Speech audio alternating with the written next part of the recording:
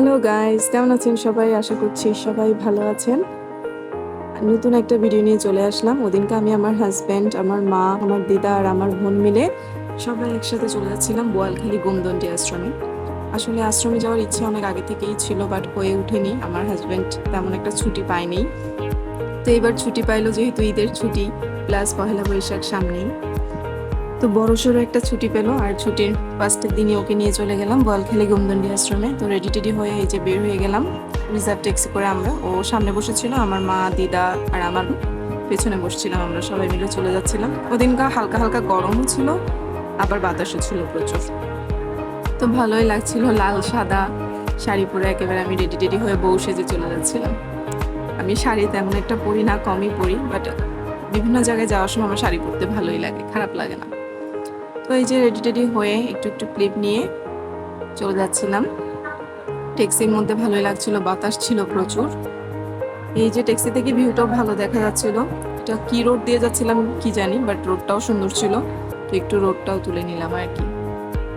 গোমদণ্ডী আশ্রমে যাওয়ার ইচ্ছা অনেক দিন আগের, আমার বিয়ের আগে অনেকবার যাওয়া হয়েছে, বাট বিয়ের পর তেমন একটা যাওয়া হয়নি।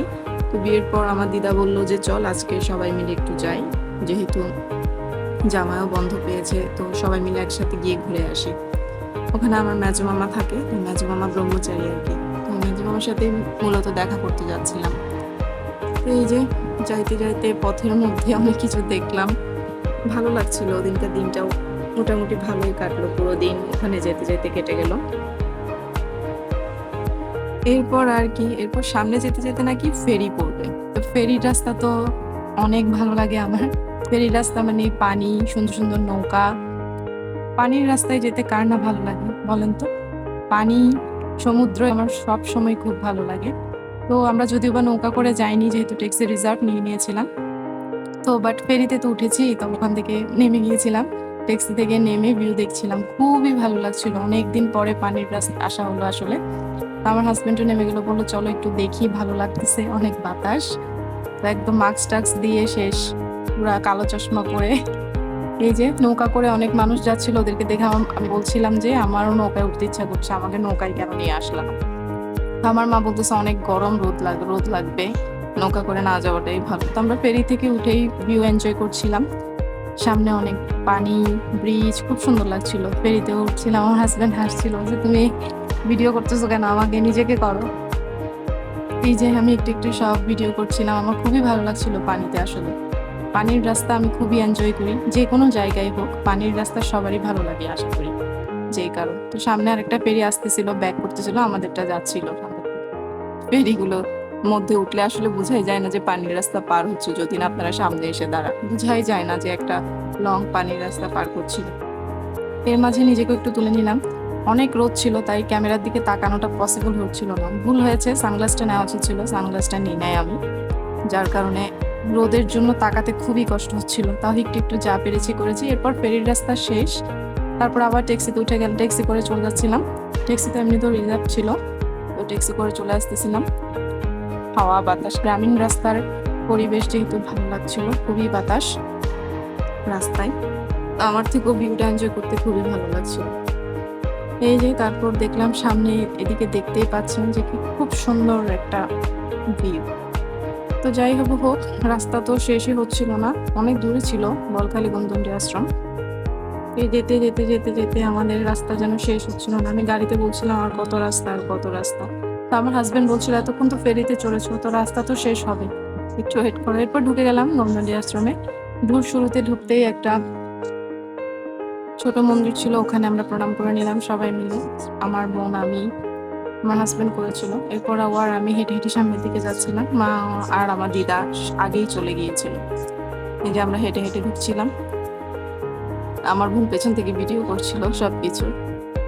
এই যে এটাই মূলত আশ্রমটা খুবই সুন্দর। এটা উপরে ছাদে উঠে গিয়েছিলাম আমরা, ঢুকার সময় ভিডিও করতে আমার খেয়াল ছিল না। তো ছাদের উপর উঠে মনে পড়লো যে ভিডিও করা তো বাকি রয়ে গেল। এরপর এখানে দেখছিলাম অনেক সুন্দর সুন্দর গাছ লাগানো, ফুল, কি সুন্দর সুন্দর ফুল দেখেন, সাদা গোলাপ, তারপর এগুলো সাদা গোলাপ নেবি নাকি জানি না, সাদা গোলাপ না, ছোট ছোট সুন্দর সুন্দর ফুল, বিভিন্ন কালারের ফুল, ভালো লাগছিল দেখতে, ভিউটা অনেক সুন্দর। এটা মেইন মন্দির ছিল, মন্দিরের ভেতরটা অনেক সুন্দর। এখানে বাবাজি বসে, সুন্দর লাগছিল দেখতে। অনেকদিন পরে গিয়েছিলাম আসলে। আমি এসেছি অনেক দেরি হচ্ছে। এখানে তেমন একটা আসা হয়নি। এরপর মন্দিরে প্রণাম করছিলাম। আমার মা, আমি। আমার হাসব্যান্ডও আগে প্রণাম করে নিয়েছে। এখানে সবসময় মাথায় কাপড় দিতে হয় আরকি। তো এই যে সবাই গীতা পড়ছিল যার, যার মতো করে। আমরাও এক সাইডে বসে পড়লাম গীতা পড়ার জন্য। আমি গীতা, আমার হাসব্যান্ড, আমার বোন আমরা সবাই পড়ছিলাম। তো আমি একটু তুলে নিলাম ফার্স্টে। আমার হাসব্যান্ড বসে গিয়েছিল। শেষ গীতা-টিতা পড়া শেষ করে আমরা নিচে একটু কিছুক্ষণ আড্ডা দিচ্ছিলাম। আমার দিদা কিছু মহিলার সাথে আড্ডা দিচ্ছিল। তো আমি একটু আশেপাশে বিভিন্ন রকম দাঁড়ায় আছে, হাসব্যান্ড দাঁড়িয়ে ছিল। আমার মামার জন্য অ্যাকচুয়ালি ওয়েট করছিলাম। আমার মামা কাজে ব্যস্ত ছিল, আসতে পারেনি এদিকে। তো কিছুক্ষণ পরে সবাই একসাথে দেখা হলো আরকি। মামার সাথে দেখা হতে তো অনেক দেরি হয়ে গেছে। তো এর ফাঁকে আমাদের লাঞ্চ টাইম হয়ে গিয়েছিল। তো প্রসাদ নেওয়ার সময় হয়ে গিয়েছিল। প্রসাদের জন্য চলে গেলাম। সবাই একসাথে প্রসাদ নিলাম। এই যে নিয়ে গেলাম, প্রসাদ নিয়ে বসলাম। তখন বেশি কিছু আসলে তখন আসেনি, ভাত, ডাল। এরপর আর ভিডিও করতে মনে হয় আমার খেয়াল ছিল না। এরপর সবজি দিল। একটা অনেক কিছু ছিল। তো গরম লাগছিল। তো খেয়ে নিলাম। এরপরে যে আমার মেজো মামা, অনেকক্ষণ মামার সাথে কথা বললাম। অনেক কিছু নিয়ে কথা বললাম। বিয়ের পর মামার সাথে প্রথম দেখা। মামা আমার হাসব্যান্ডকেও প্রথমবার দেখলো। এরপর আর কি টাইম হয়ে গেল চলে যাওয়ার। তো আমরা নেমে যাচ্ছিলাম। আমি একটু নামার সময় আমার বোন আমার ভিডিও কখন করলো জানি না। নামার সময় ভিডিও করে নিল। আমাকে বলছিল আমি টাটা দিচ্ছিলাম আপনাদেরকে। এরপর মন্দির থেকে বের হয়ে যাব। একটু নমস্কার করে নিলাম। এটা মেইন মন্দির, যেটা ঢোকার সময় আমি করতে ভুলে গিয়েছিলাম। লাস্টে বের হওয়ার সময় করে নিলাম। এই যে প্রণাম করে সবাই বের হয়ে যাচ্ছিলাম আমরা। এরপর আর কি শেষ, টাটা।